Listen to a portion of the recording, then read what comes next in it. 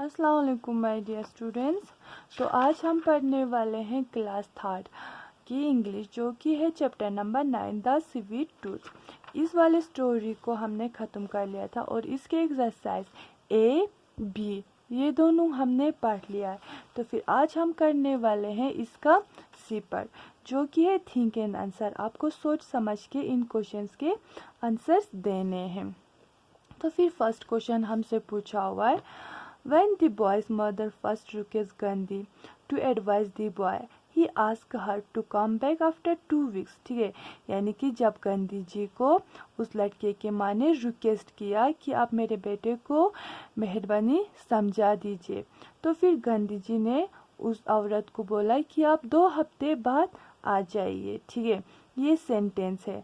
Why do you think Gandhi did this? आपको ऐसा क्यों लगता है गांधी जी ने ऐसा क्यों बोला, यानी कि एट अ टाइम उस लड़के को क्यों नहीं समझाया, क्यों नहीं एडवाइस किया कि आप स्वीट्स खाना छोड़ दो। ठीक है, गांधी जी ने ऐसा क्यों बोला कि तुम 2 हफ्ते बाद फिर से आ जाओ।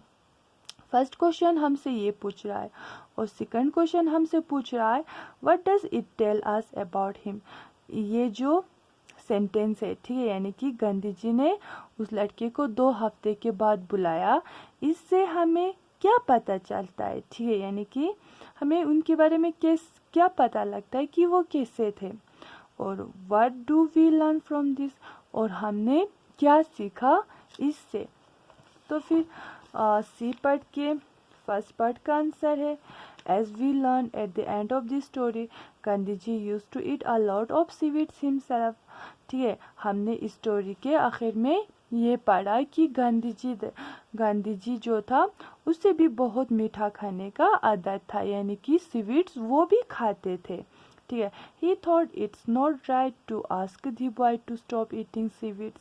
और उसे ये मुनासिब नहीं लगा कि वो उस लड़के को समझाए कि तुम मीठा खाना छोड़ दो।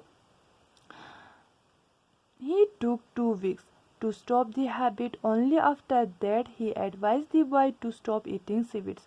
और गांधी जी को खुद कितने हफ्ते लगे? 2 हफ्ते लगे उसे वो आदत छूटने के लिए, यानी कि उसे स्वीट्स बंद करने के लिए गांधी जी को 2 हफ्ते लगे। तो फिर गांधी जी ने सोचा कि जब मेरी खुद की आदत छूट जाएगी तब मैं इस लड़के को समझाऊंगा कि आप ऐसा मत करो, यानी कि आप स्वीट्स मत खाओ। ठीक है, यानी कि ये जो पहला था इसमें से हमें ये पता चला कि गांधी जी जो था वो खुद बहुत सारे मिठाइयाँ खाते थे। तो फिर जब वो लड़का आया तो फिर उससे उस लड़के को एडवाइस देना अच्छा नहीं लगा। क्यों? क्योंकि वो खुद ऑलरेडी स्वीट्स खाते थे। ठीक है, तो फिर जब गांधी जी ने अपनी आदत को चेंज किया, यानी कि अपने हैबिट्स को चेंज किया, फिर उसने उस लड़के को एडवाइस दिया कि तुम मीठा खाना छोड़ दो। अब हमसे जो बी पार्ट वाले का था, what does it tell about him, यानी कि इससे हमें क्या पता चलता है उनके बारे में। It tell us that Gandhi ji always advice people only if he followed the same advice. तो फिर इससे हमें ये पता चलता है कि गांधी जी जो था वो हमेशा लोगों को तभी ही एडवाइस करते थे जब वो खुद उस चीज़ पे अमल करते थे। ठीक है, यानी कि उसने पहले उस लड़के को नहीं समझाया कि आप मीठा खाना छोड़ दो। क्यों?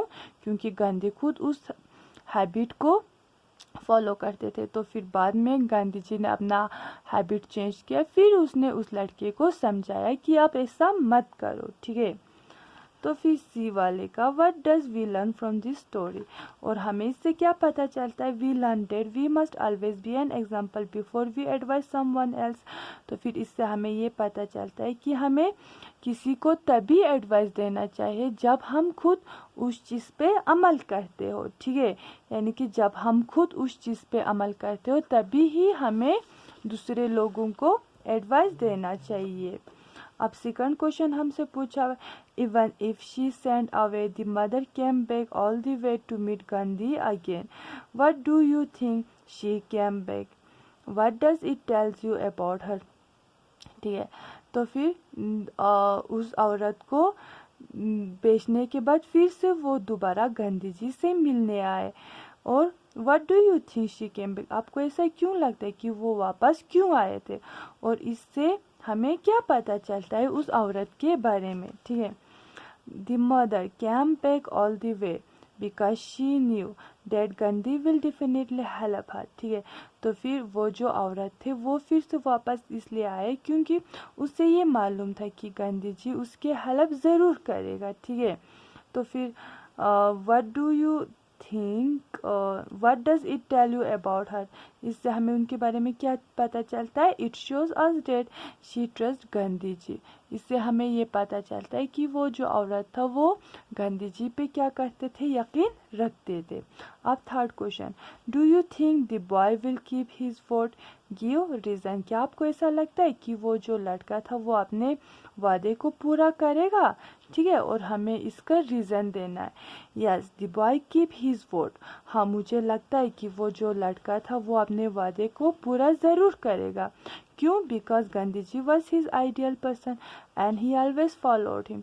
क्यों? क्योंकि उस लड़के का गांधी जी क्या था? एक आइडियल पर्सन था। ठीक है, आइडियल पर्सन जैसे हम उस इंसान को बोलते हैं जिसके हम नक्शे कदम पे चलना पसंद करते हो। ठीक है, तो फिर उस लड़के का आइडियल पर्सन कौन था? गांधी जी था, और वो हमेशा गांधी जी को क्या करते थे? फॉलो करते थे, और इसके हिसाब से वो गांधी जी के एडवाइस पे ज़रूर अमल करेगा। ठीक है, तो फिर हमने थिंक एंड आंसर वाले का भी पढ़ लिया, चैप्टर नंबर 9 की स्टोरी का। तो फिर कल हम करेंगे ग्रामर वाले का, जो कि होगा पेज नंबर 102 पे। मुझे उम्मीद है कि आप लोग भी थोड़ा सा इसको देख के रखेंगे। बाकी तब तक के लिए अपना ध्यान रखिएगा। खुदा हाफिज़।